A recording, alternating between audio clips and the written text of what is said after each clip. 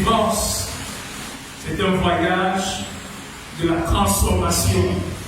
Alléluia. Nous allons commencer ce merveilleux voyage ce soir. Notre thème, ça sera expérimenter le secours de Dieu. Mais comme disait le pasteur Clarisse tout à l'heure, le secours de Dieu, elle a lu un très bon texte dans le livre de Nombres. Alléluia. Le secours de Dieu, nous l'expérimentons lorsque nous regardons à la croix. Le secours de Dieu, tu l'expérimentes dans ta vie lorsque tu regardes à Jésus. Le secours de Dieu, dans tous les aspects de ta vie, tu l'expérimentes lorsque tu regardes à Jésus. Est-ce que vous me suivez ce soir? Est-ce que nous sommes ensemble? Le secours de Dieu, quel que soit le domaine de ta vie où tu en as besoin, ce secours-là, tu l'expérimentes lorsque tu regardes à Jésus. Si tu regardes ailleurs, si tu regardes dans une autre direction, si tu cherches le secours par un autre moyen que Jésus, ce secours-là, tu ne l'auras pas de la part de Dieu. Alléluia. Parce que c'est lorsque nous regardons à Jésus, c'est lorsque nous regardons à la croix que nous obtenons le secours de Dieu. Alléluia. Comme il disait tout à l'heure, Dieu a déjà fait la provision nécessaire. Dieu a déjà, comment je vais dire ça, pour parler simplement, Dieu a déjà mis à notre disposition tout ce dont nous avons besoin pour être secourus.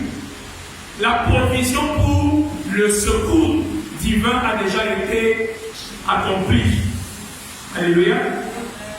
Et donc, c'est en regardant à la croix que nous expérimentons ce secours. Amen. Il y a un texte dans Luc au chapitre 1.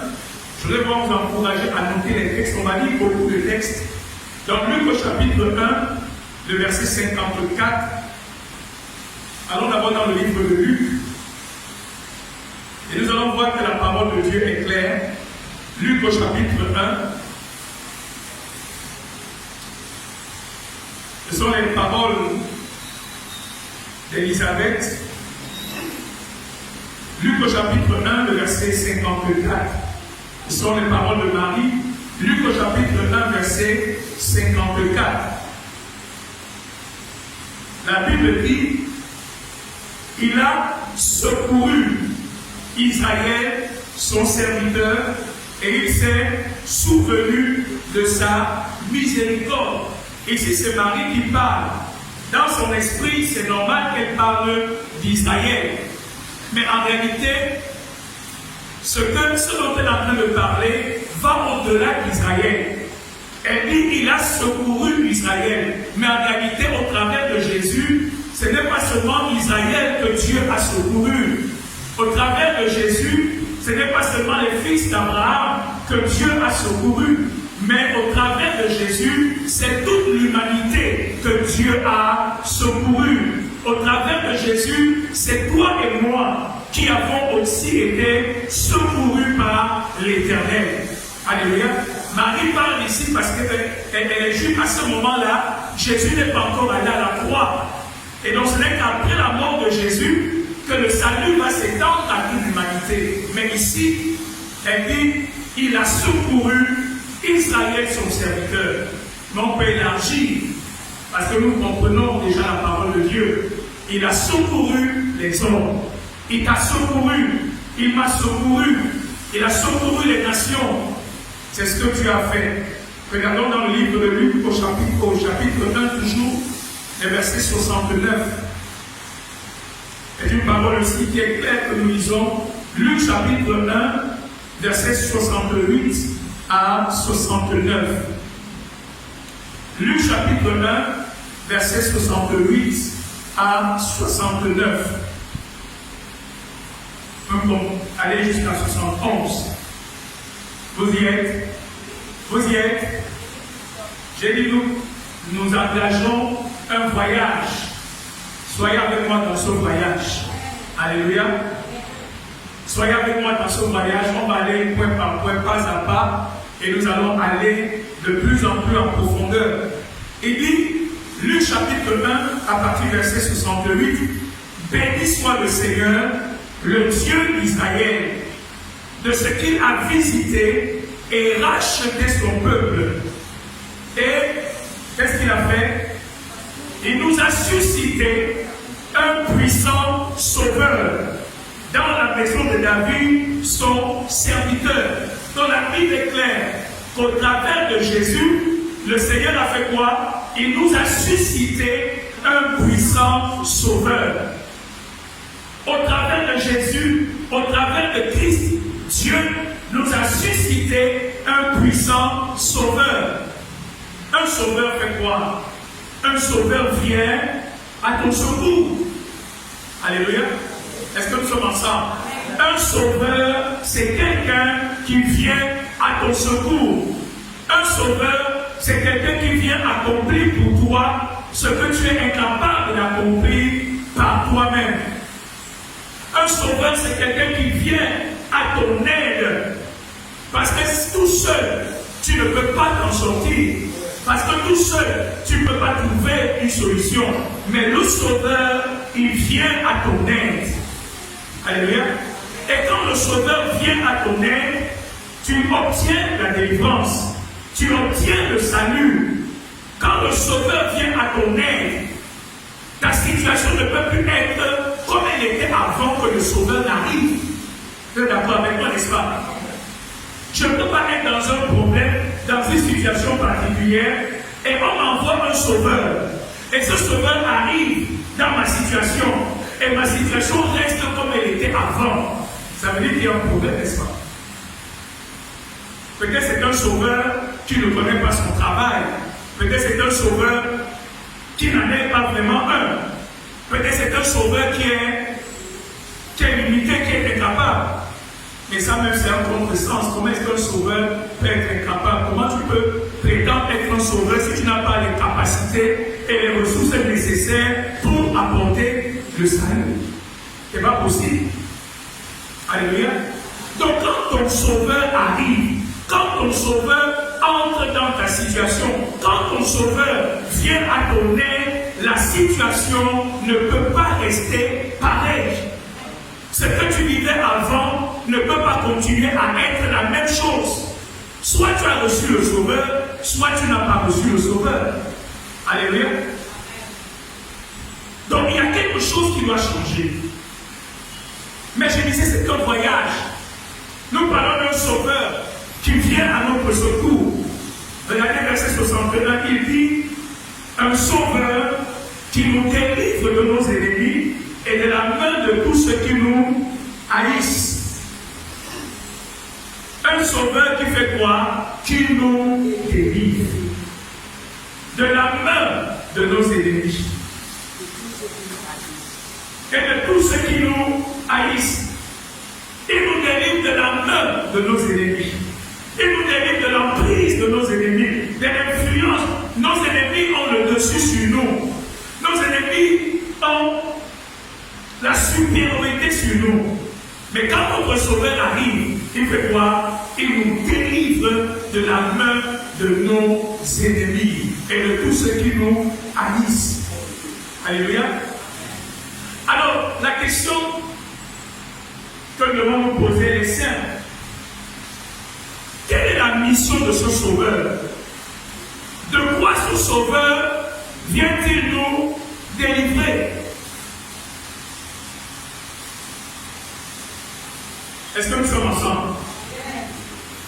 Écoute, si le sauveur vient à ton secours, c'est certainement parce que la situation dans laquelle tu te trouves est dangereuse. Vous êtes d'accord avec moi?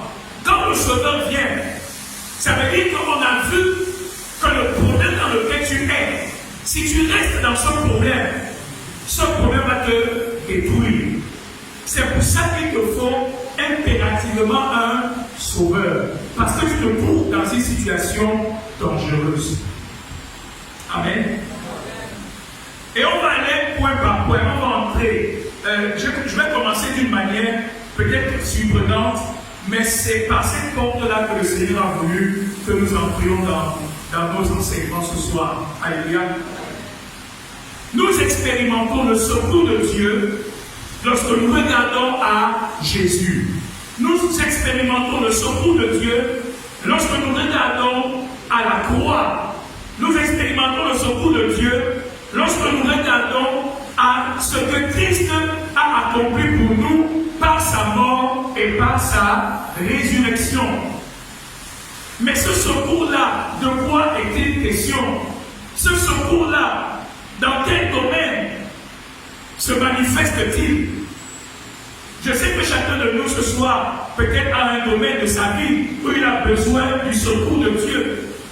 Mais je voudrais qu'on aille dans la parole de Dieu et qu'on regarde toutes les dimensions du secours que Dieu veut nous apporter. Et on va voir comment est-ce qu'il nous apporte ce secours point par point. Alléluia. Donc, je vous rassure, on va aller point par point, donc ça sera l'enseignement suivi. Si tu suis aujourd'hui, ça sera la suite, ça sera demain, et après demain, ainsi de suite. Donc, si tu manques, tu pourras avoir des coupures dans ton enseignement. Regardons le verset 77 de Luc, chapitre 1. Verset 77 de Luc, chapitre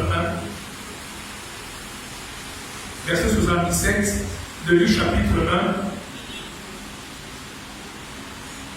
1. Pour bien comprendre le contexte, lisons le verset 76 aussi. Vous y êtes.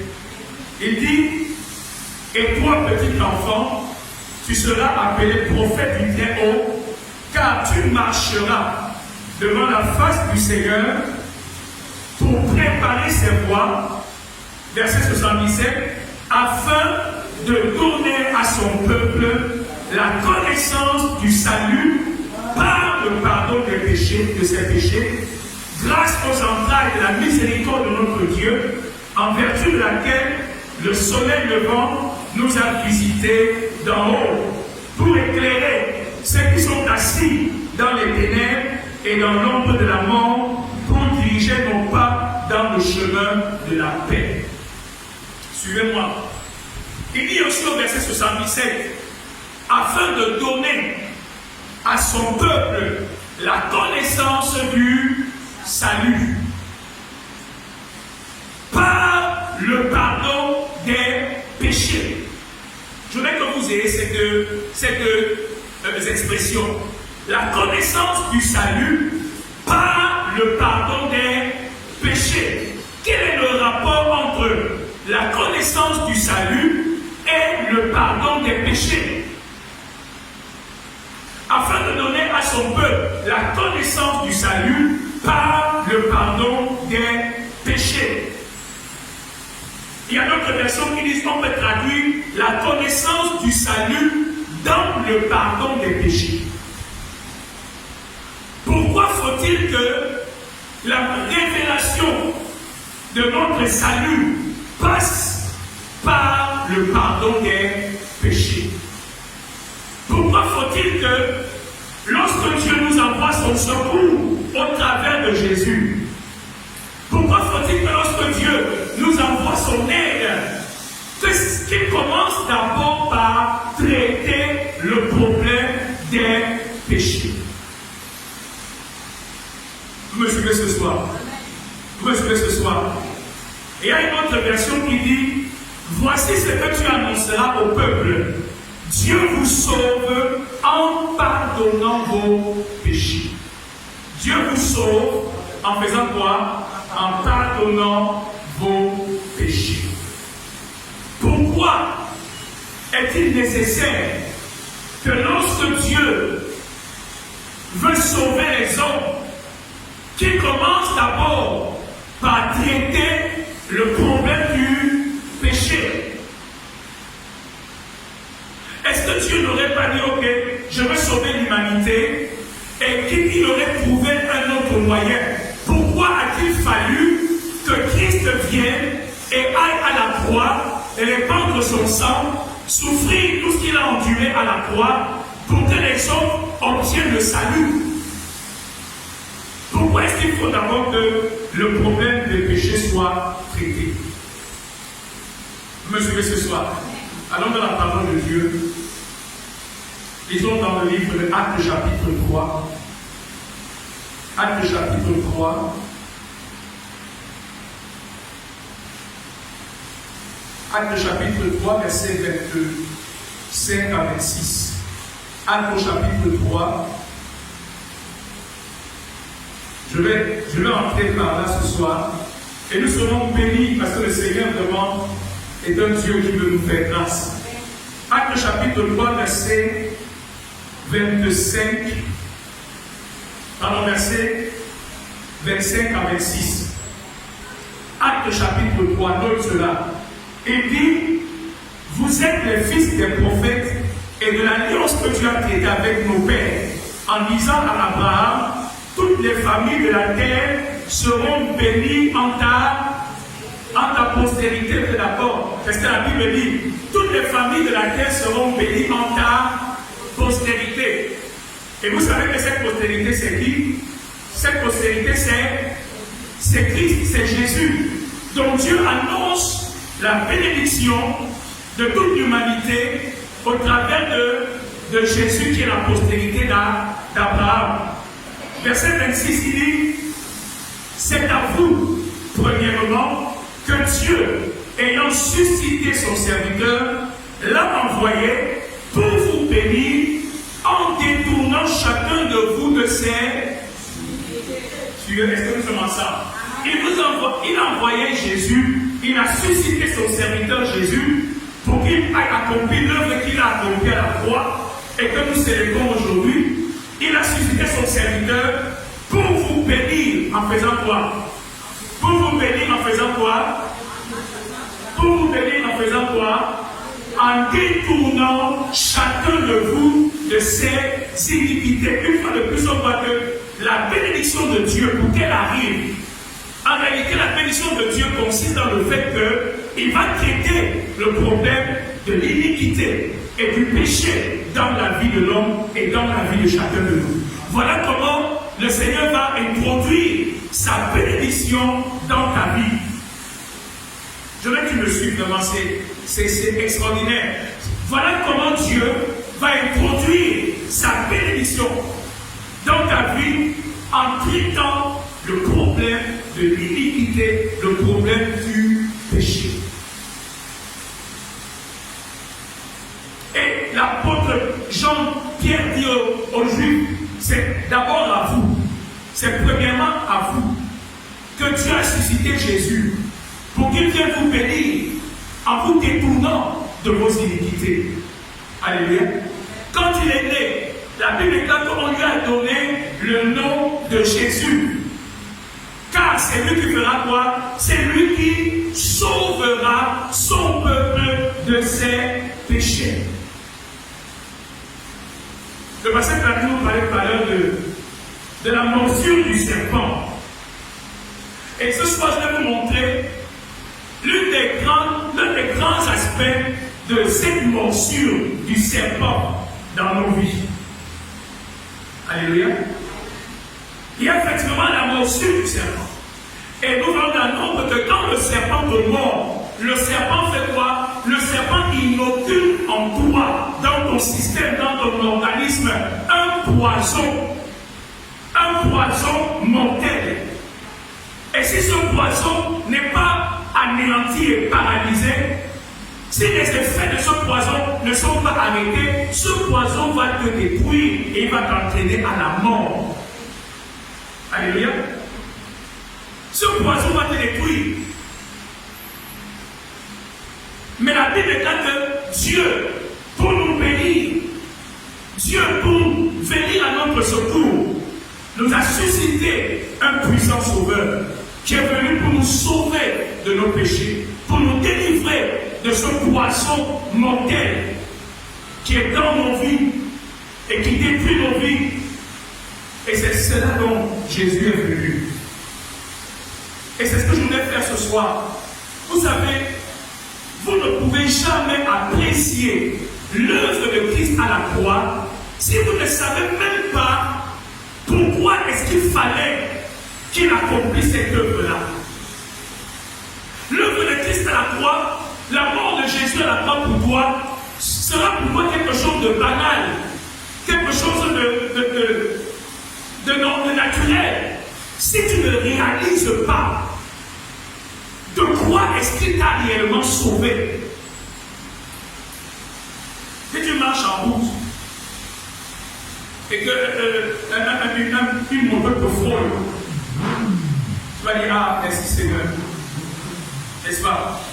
C'est pas très grave. Mais si tu fais un accident et ta voiture fait tourner 5 fois et que tu sors de cet accident vivant, est-ce que tu auras la même attitude que celui que la moto va seulement frôler? Non. Non, tu ne peux pas avoir la même attitude parce que toi, tu te rends compte de la gravité de ce dont tu as été épargné, de la gravité de ton accident. Est-ce que je sais, maman, mis à cœur ce soir, c'est que nous entretenions sur la gravité du péché, l'horreur du péché, la dangerosité du péché.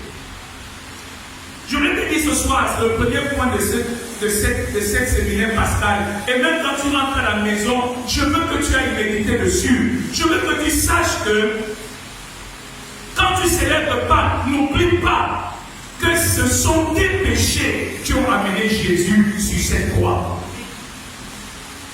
C'est ton péché, c'est mon péché, c'est notre péché. Ce sont nos iniquités qui ont amené Jésus sur cette croix. Il n'est pas sur cette croix en malade. Il n'est pas sur cette croix parce qu'il le veut. Il n'est pas sur cette croix parce qu'il a péché. Il n'est pas sur cette croix parce que c'est un homme méchant. Mais il est sur cette croix à cause de tes péchés et de mes péchés. Il y a une gravité par rapport à cela. S'il faut que Dieu résolve le problème du péché en faisant subir à Jésus tout ce que Jésus a subi, ça veut dire que le péché doit être quelque chose de grave. Ça veut dire que le péché doit être quelque chose de dangereux. Ça veut dire que le péché doit être quelque chose d'horrible. S'il faut que, pour qu'il trouve une solution au péché, il faut que Jésus subisse tout ce qu'il a subi. Ça veut dire que le péché est grave. Vous me suivez ce soir? Vous me suivez ce soir? C'est vrai que toutes les maladies tuent. Mais le cancer, quand on annonce un verdict de cancer, ce n'est pas la même chose que si on te dit que tu as le mal de tête. Vous êtes d'accord avec moi? Le cancer est autrement plus dangereux. Et je vais vous montrer ce soir quelques réalités par rapport au péché. Je parle des péchés en général, mais je parle aussi du péché de chacun d'entre nous. Est-ce que tu le réalises ce soir? Que ce sont tes péchés qui ont amené Jésus à la croix. C'est parce que Dieu voit la gravité, la dangerosité. C'est parce que Dieu voit ce que le péché est réellement, qu'il a fallu qu'il trouve une solution radicale. C'est la mort, le sacrifice de Jésus à la croix. La première chose que je vais te dire ce soir, donc cela, le péché a toujours un salaire. Le péché a toujours un... Parlez avec moi, je ne suis pas venu vous condamner, je suis venu vous bénir. Le péché a toujours un salaire. Et je ne parle pas uniquement à vous, je parle à tout le monde. Le péché a un salaire. Premier principe que je veux que tu comprennes, c'est que le péché a toujours une conséquence. Et cette conséquence, c'est quoi? C'est que le péché entraîne toujours un jugement. Le péché entraîne toujours une punition. Le péché entraîne toujours une condamnation. Le péché entraîne toujours un châtiment. Ça, c'est le premier principe. Le péché a toujours un salaire. Le péché entraîne toujours un jugement, une punition, une condamnation, un châtiment. Depuis le commencement, Dieu l'a voulu ainsi. Le péché n'est pas neutre. Est-ce que vous me suivez? Est-ce que vous me suivez? Vous serez bénis à la fin. Quand le médecin te donne le médicament, souvent c'est un peu difficile, mais à la fin tu es content parce que tu es guéri. Et je te déclare ce soir, la parole de Dieu va te guérir. La parole de Dieu va nous sanctifier. La parole de Dieu va nous libérer vraiment de ce que l'ennemi a libéré dans nos vies. Alléluia. Et puis, je vous montre le premier principe. Depuis Genèse, Dieu a dit quoi? Tu manges de l'arbre de jardin, tu fais quoi? Tu mourras. C'est là où tu as établi le principe que le péché a toujours un jugement. Le péché a toujours une punition. Le péché a toujours un châtiment qui accompagne le péché. Le péché n'est pas neutre. Alléluia. Quand Dieu se révèle à Moïse, Moïse dit à Dieu, je vais te connaître. Dieu dit à Moïse, je vais me révéler à toi. Il dit, je suis l'Éternel qui est plein d'amour, de compassion, de bonté, de miséricorde. Alléluia. Et puis il se révèle à Moïse et à Moïse, je suis le Dieu qui punit aussi quoi? L'iniquité. Donc Dieu punit l'iniquité. Parce que l'iniquité, le péché, a un jugement, une condamnation. Qu'est-ce que Romains 6, 23 nous dit? Allons dans Romains 6, 23. Romains 6, 23. Romains 6, 23. Romains 6, 23, qu'est-ce qu'on nous dit? Lisons ensemble une fois et deux. Lisons ensemble. Car le salaire du péché, c'est la mort. Mais le don gratuit de Dieu, c'est la vie éternelle en le salaire du péché. On n'est pas encore entré dans le don gratuit. On va dans le don gratuit tout à l'heure. Mais tu n'apprécieras jamais le don gratuit, la vie éternelle, si tu ne sais pas à quoi tu as échappé. Tu ne sais pas le verdict auquel tu as échappé. Et la Bible déclare que le salaire du péché, c'est la mort. Tout à l'heure, nous devons parler pour arrêter la mort. Mais nous devons identifier la source de la mort, c'est le péché. Quand Adam est en péché, la mort est entrée dans le monde. Et quand nous parlons de la mort, nous voyons tous les aspects de la mort. La destruction et tout le reste. Le salaire du péché, c'est la mort. Nous reviendrons dessus après. Lisons Romains 1, 32. Romains chapitre 1, verset 32. Romains chapitre 1, verset 32.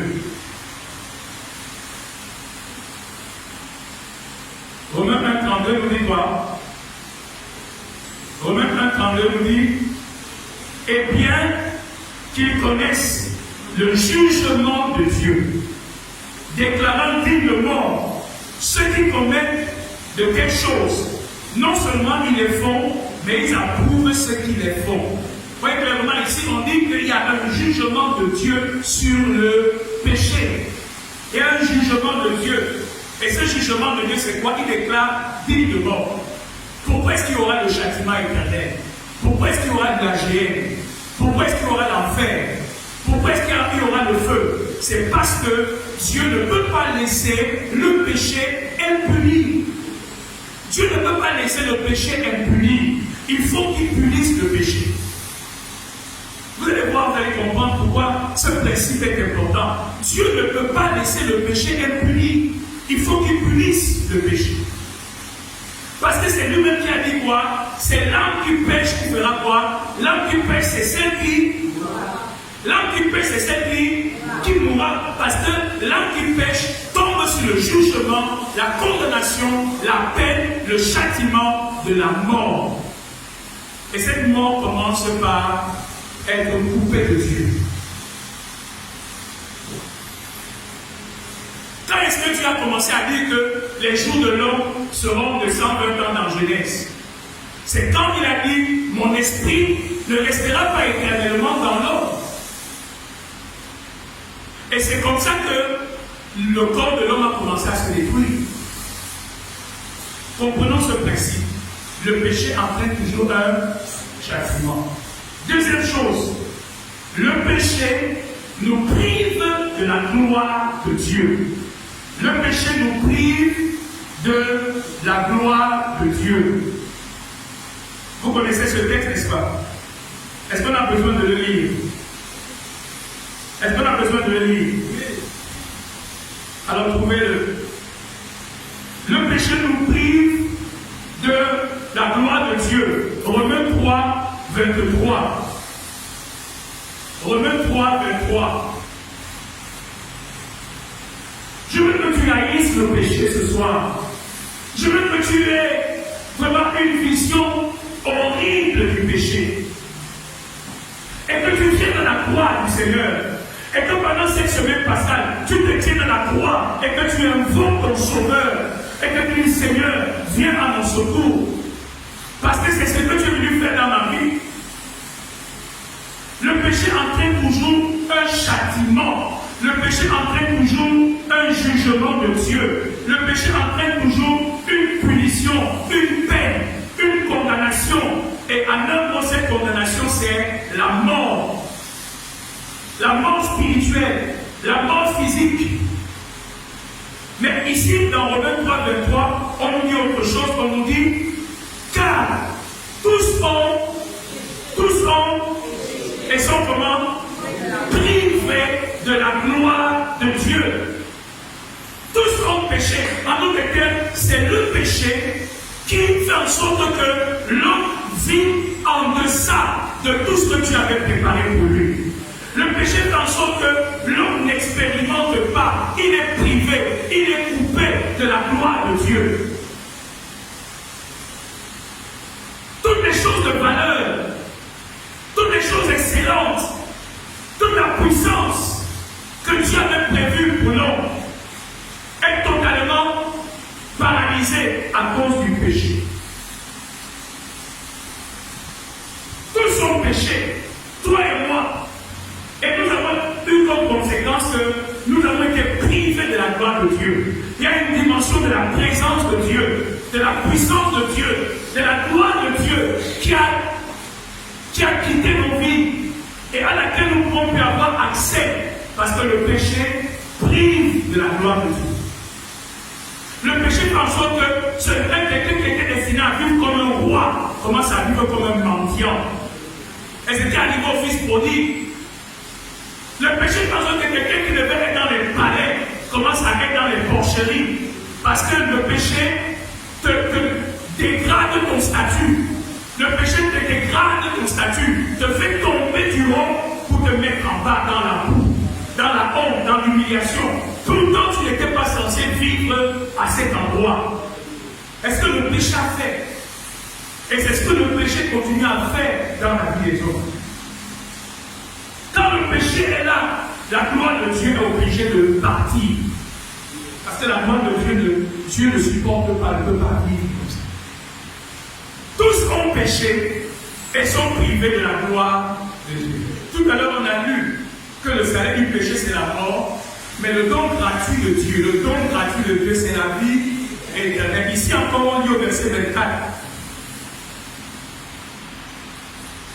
Il dit car tous ont péché et sont privés de la gloire de Dieu, et ils sont gratuitement justifiés par sa grâce, par le moyen de la rédemption qui est en. Vous voyez que un premier verset nous dit ce que nous avons perdu, et le deuxième verset nous montre le moyen par lequel tu as trouvé pour nous ramener dans ce que nous avions perdu. Tous ont péché et sont privés de la gloire de Dieu. Regardez dans la Bible quand la gloire de Dieu descendait à Israël. Regardez quand la gloire de Dieu se manifeste quelque part. Quand la gloire de Dieu arrive, c'est la présence de Dieu lui-même. Toute la beauté, la puissance, la grandeur de Dieu se manifeste. C'est dans cette gloire que tu as été destiné à vivre. C'est dans dans cette gloire de la présence de Dieu que nous sommes destinés à vivre. Dans cette gloire, dans le jardin d'Éden, il n'y avait pas de maladie. Dans cette gloire, dans le jardin d'Éden, il n'y avait pas de honte, de frustration, d'humiliation. Dans cette gloire, dans le jardin d'Éden, il n'y avait pas toutes les mauvaises choses que nous connaissons. Mais quand cette gloire s'est retirée, tout le reste est aussi en nous. Le péché nous prive de la gloire de Dieu. Alléluia. Me suivez ce soir. Me suivez ce soir. Éden s'appelait, Éden ça signifie le jardin des délices. Éden ça signifie le jardin des délices. Mais à cause du péché d'Adam et Ève, on les a chassés du jardin des délices et ils ont commencé à vivre sur la terre. Une terre qui a été maudite par Dieu. Une terre sur laquelle le Seigneur a dit, c'est à la sueur de ton front que tu vas en tirer ta subsistance.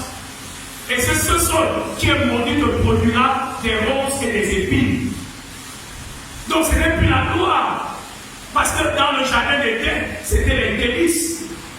Il y avait de beaux arbres fruitiers. Dieu avait mis tout ce qui était nécessaire. Mais à cause du péché, Adam et Ève ont été expulsés de ce jardin de délices pour commencer à vivre en cultivant la terre et en mangeant à la sueur de leur front. Parce que la gloire de Dieu à laquelle ils avaient accès leur avait été enlevée. Alléluia. Mais Jésus-Christ, mais le Dieu de toute grâce, qui a eu pitié de nous et qui veut nous ramener dans cette gloire. Hébreux 2:12 nous dit quoi? Que Christ a souffert parce que Dieu voulait ramener plusieurs fils à la gloire. Le péché fait quoi? Nous prive de la gloire de Dieu. Une autre conséquence aussi que nous connaissons, je veux aussi insister là-dessus, le péché produit la servitude et l'esclavage dans ta vie. Le péché produit l'esclavage, la servitude dans la vie de l'homme.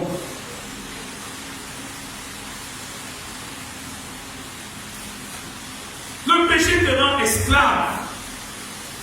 Tu es enchaîné. Tu n'arrives pas à te libérer. Combien de personnes que ce soit ici, que ce soit ailleurs dans le monde, combien de personnes aujourd'hui souffrent sur l'esclavage du péché? Le péché crée des addictions, des liens dans nos vies où tu n'arrives pas à t'en libérer. Le péché manque du respect à tous les hommes, ils s'en foutent. Que tu sois directeur du FMI, que tu sois, je ne sais pas, président de quoi, ou que tu sois bishop de quoi, si tu fais pas attention, le péché va te manquer du respect. Parce que le péché crée des servitudes dans la vie des hommes.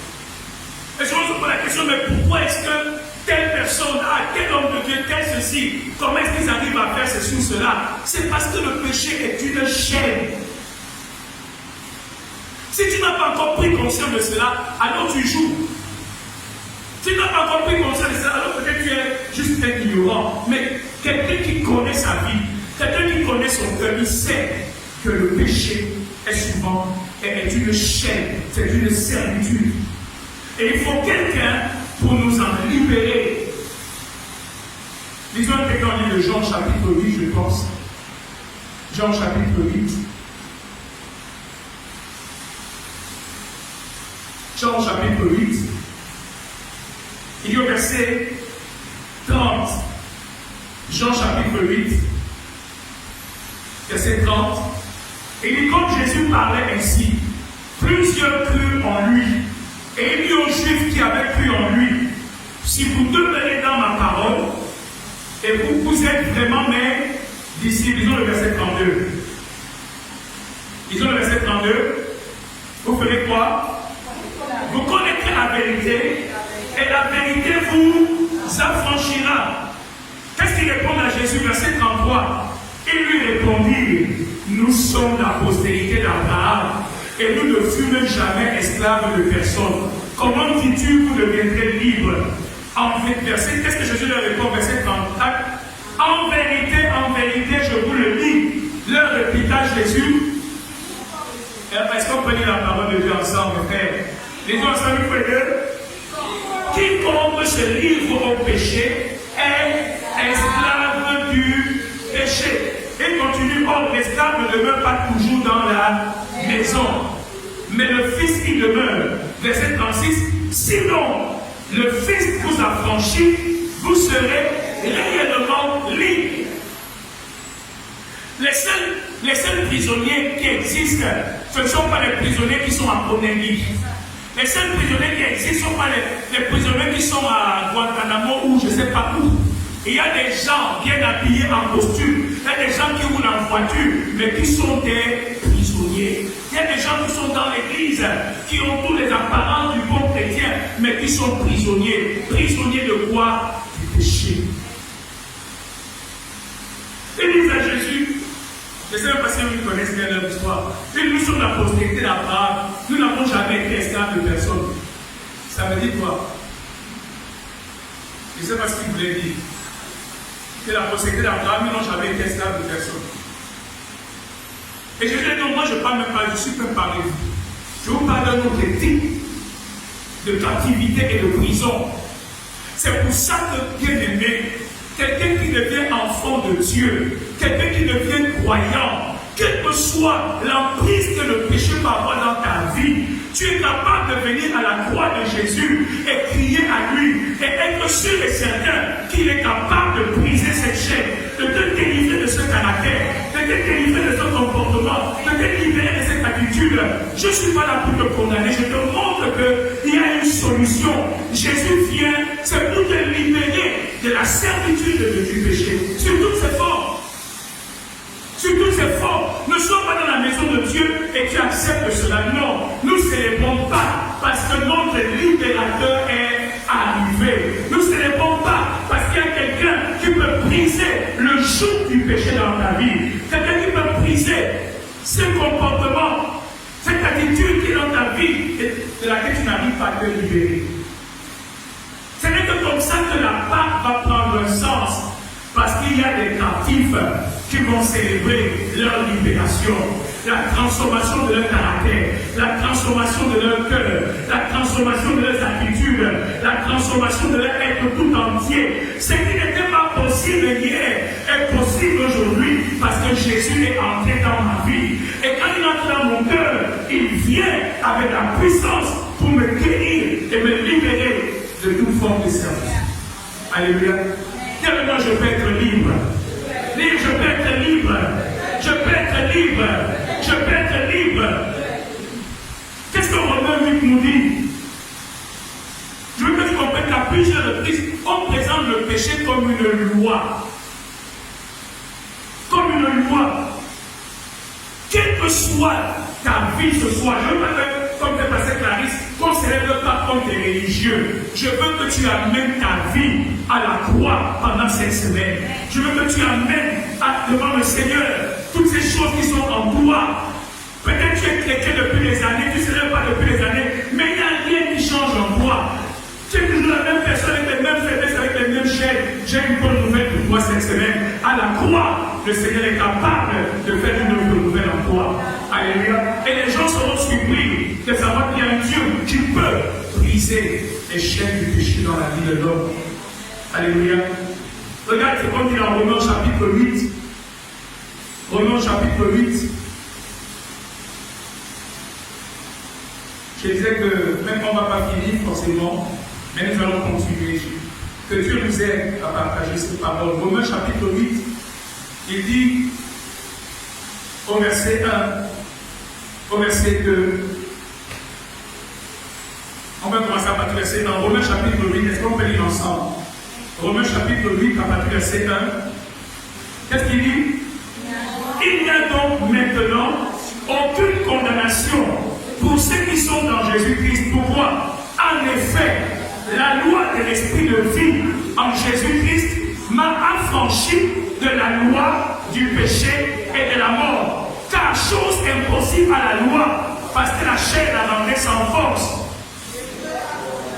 Dieu a condamné le péché péché dans la chair en envoyant à cause du péché son propre fils dans une chair semblable à celle du... Regardez à combien de fois on répète le mot péché ici. Ce qui est impossible à la chair, parce que la loi la rendait, la chair la rendait sans force. Dieu a condamné le péché en envoyant à cause du péché.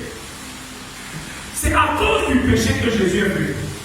C'est à cause du péché que Jésus est venu. C'est pour traiter le problème du péché que Jésus est venu. Parce que c'est le problème fondamental. Parce que c'est le problème fondamental. Et c'est à cause de ça qu'il est venu. Et il dit la loi de l'esprit de vie en Jésus m'a affranchi. En même temps, j'étais quoi? Esclave et enchaîné. La loi du péché et de la mort. Mais il y a une autre loi qui est venue. La loi de l'esprit de vie en Jésus est venue. Alléluia. Et il n'y a plus de condamnation pour moi. Je peux dire merci Seigneur. Je peux venir devant le trône de Dieu. Je vais vous montrer deux petites choses et nous allons terminer que le Seigneur m'a mis à cœur de partager avec vous ce soir. Alors, la première chose que je vais vous dire, Jésus, peut-être que vous allez connaître pourquoi je parle de cette manière ce soir. Pourquoi est-ce que je parle du péché? Il y a beaucoup de choses que je voudrais vous dire. Il y a une autre chose, non seulement le péché crée une servitude dans nos vies, le péché, je vais chez les numéros, on en parlera demain. Le péché crée une séparation entre nous et Dieu. Une séparation. Une séparation. La Bible regarde que le seul moment où Jésus a dit Père, Père, pourquoi m'as-tu abandonné? C'est lorsqu'il était sur la croix. Alléluia. Chargé des péchés de chacun de nous. Parce que le péché crée une séparation. C'est-à-dire que le péché entraîne la malédiction. Le péché amène toujours la malédiction. Tel que le Deutéronome 28 nous dit, si tu n'obéis pas à ces commandements que je te donne, tu seras quoi? Tu seras maudit. À cause du péché dans Genèse, le sol a été maudit. Le péché entraîne toujours la malédiction.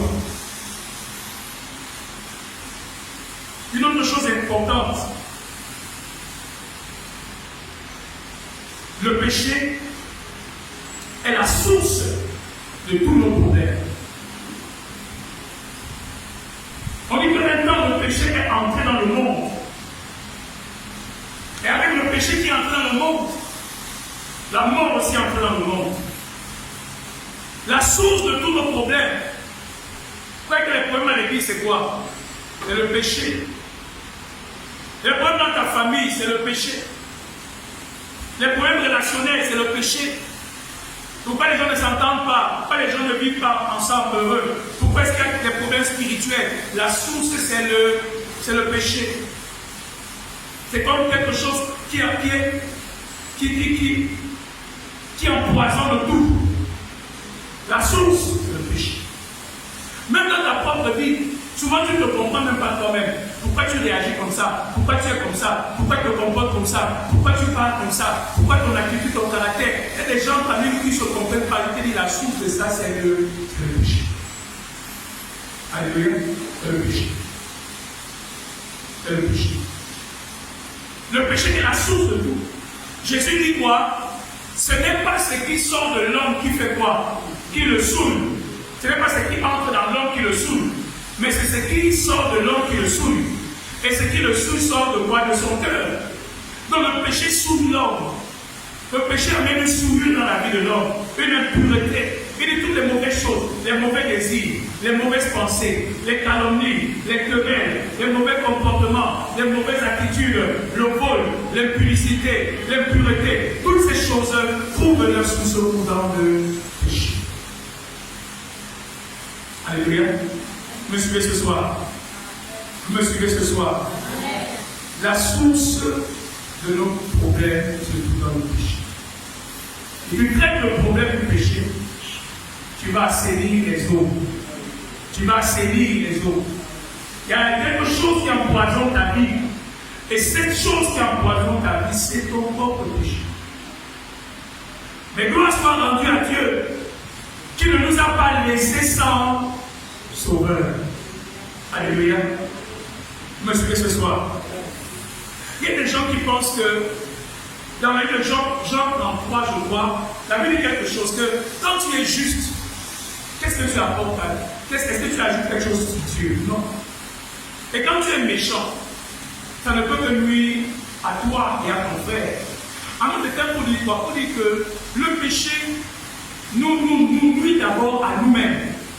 Le péché ne fait du mal, pas directement à Dieu d'abord. Le péché fait du mal d'abord à toi-même.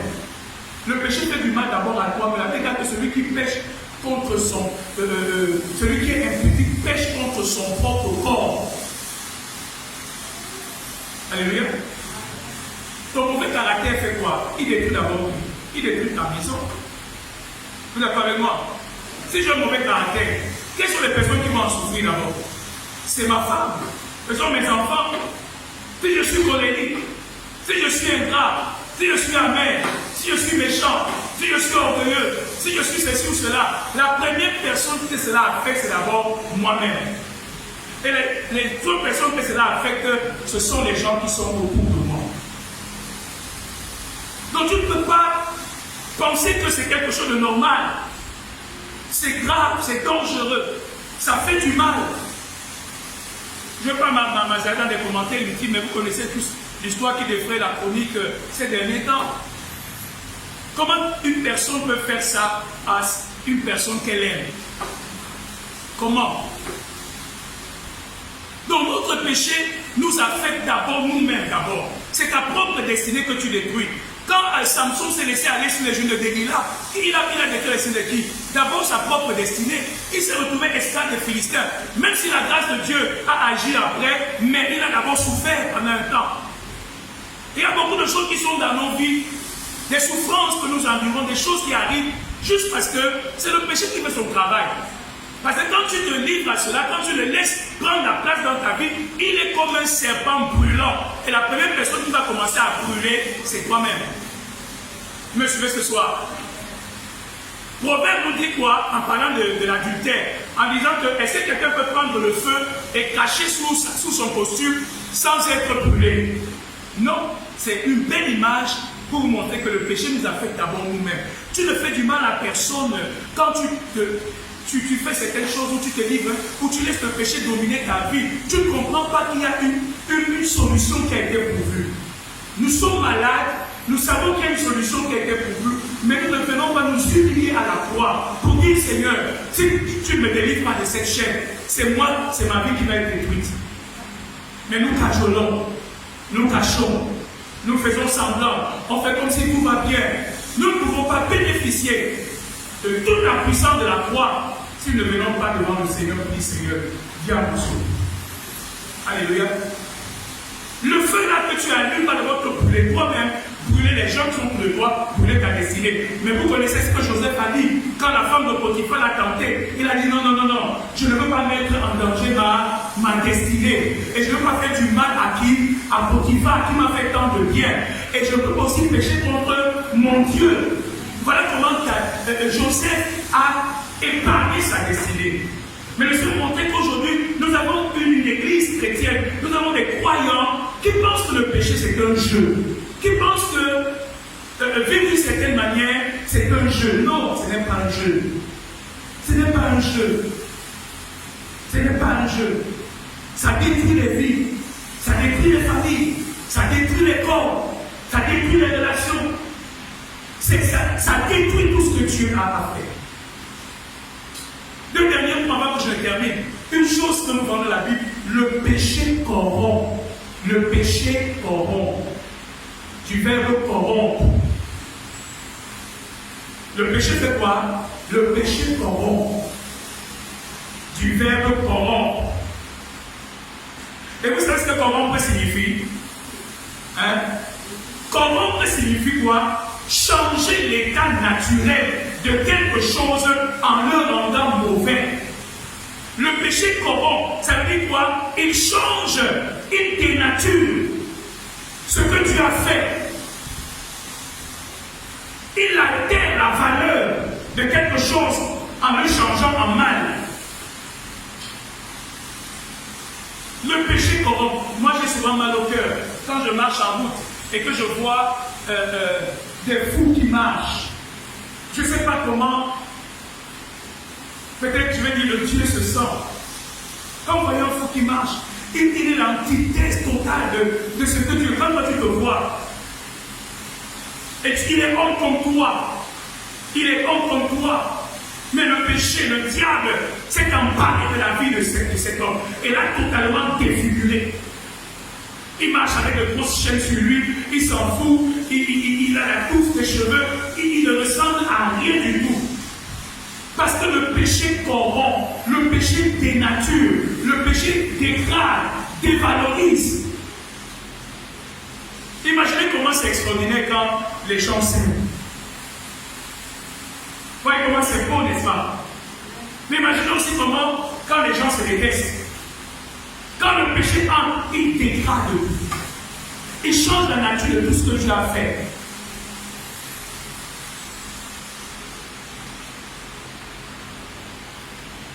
Tout ce que Dieu nous a donné, c'est pour notre bien, n'est-ce pas? Mais quand le péché entre, ce que Dieu t'a donné pour ton bien commence à devenir pour ta mort. C'est que les gens qui meurent à cause des problèmes ils n'arrivent pas à gérer leur ventre. Ils mangent mal. Vous savez ça, n'est-ce pas? Tu manges mal, tu vas entraîner des complications dans ton corps. Mais le plaisir qu'on a à manger, vous pensez que Dieu a mis ce plaisir en nous pour que ce plaisir nous entraîne à la mort? Non. Parce que le péché dénature. Je termine avec le dernier pour avoir connu. Une autre chose que le péché fait. Le péché, à cause du péché, nous ouvrons la porte à l'ennemi. À cause du péché, nous ouvrons l'accès à Satan dans nos vies. Le péché est une porte ouverte à Satan dans nos vies. Et il dit dans Éphésiens 4, ne vous mettez pas en colère afin de ne pas donner accès au diable. Parce que ton péché donne à Satan une porte d'accès dans ta vie. Alléluia. Est-ce que tu sais qu'à cause du péché, Satan se tient devant Dieu pour accuser l'homme? Satan se tient devant Dieu pour accuser l'homme à cause du péché. Je ne parle pas d'abord du croyant. Je parle du péché, de ce que ça produit comme le péché donne à Satan un élément de preuve, un argument consistant pour aller devant le trône de Dieu et commencer à accuser, commencer à réclamer en disant à Dieu, c'est toi qui as dit que celui qui pêche doit mourir. Je veux que tu me livres cet homme parce que j'ai la preuve qu'il a fait quoi? Qu'il a péché. Donc chaque fois que Satan attrape le péché, ce péché lui donne le droit de se mettre devant le trône de Dieu et l'accuser. Vous comprenez pourquoi dans l'Apocalypse on nous dit que l'accusateur des frères a été comment? A été précipité. Celui qui les accusait devant Dieu jour et nuit. Parce que Satan prend le péché pour aller nous accuser devant Dieu. C'est pour ça que Romains dit quoi? Qui accusera les élus de Dieu? C'est Dieu qui fait quoi? C'est Dieu qui justifie. Donc il est là. Je vais vous montrer ce que c'est différent.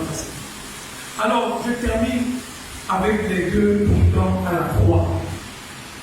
Les deux brigands à la croix. Le premier point, je vais vous montrer pour bénéficier de la puissance de la croix. Le premier stade important, c'est la repentance. Les deux brigands de la croix. Vous savez que Jésus a été crucifié avec deux brigands, l'un à sa gauche, l'autre à sa droite. Celui qui était à sa gauche, à sa droite, il dit, sauve-toi et sauve-nous. Il invective Jésus. Mais l'autre lui dit, pour nous, c'est justice, parce que nous sommes des coupables. Mais lui est un innocent, il n'a rien fait. Et il dit à Jésus, quand tu seras dans ton paradis, souviens-toi de moi. Souviens-toi. Celui qui vient à la croix, s'humilier à la croix. Celui qui vient à la croix avec humilité, conscient de son mal. Je ne suis pas venu pour les malades, pour les justes. Je suis venu pour les malades. Celui qui vient à la croix en reconnaissant sa maladie. Celui qui vient à la croix en reconnaissant l'œuvre du poison dans sa vie.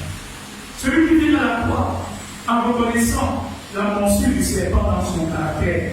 La morsure du serpent. Celui qui vient à la croix en reconnaissant les signes du serpent dans sa vie, dans son comportement. Seigneur à la croix, le Seigneur va le toucher. Le Seigneur va le délivrer, le restaurer, le libérer totalement. La grâce de Dieu est disponible. Et c'est la prière que nous allons faire ce soir. Je voudrais que nous nous mettions ensemble debout. Je ne sais pas si tu as compris. Je ne suis pas venu d'abord parler aux croyants. Je suis venu vous parler ce soir de ce poison mortel qui fait du mal à nos relations, qui fait du mal à notre santé, qui fait du mal à nos familles, qui fait du mal à l'Église de Dieu. Ce poison qui est la nature de Satan même. Ce poison qui n'est qu'une entente contraire dans les maisons. Nous allons sortir d'ici. On va dire nous célébrons Pâques, mais souvent nous pouvons rentrer dans la même maison. On ne se parle pas. Nous pouvons être dans la même église. On ne se salue pas. Toutes ces choses-là, on dit à notre Dieu, Seigneur, nous te prions ce soir. Nous voulons célébrer la Pâques avec les pains sans levain. Avec les pains sans levain. Nous voulons célébrer la Pâques ce soir avec les cœurs purs, Seigneur. C'est pourquoi humblement nous venons à tes pieds. Est-ce qu'il y a quelqu'un qui peut venir se lever ce soir et commencer à parler à son Dieu?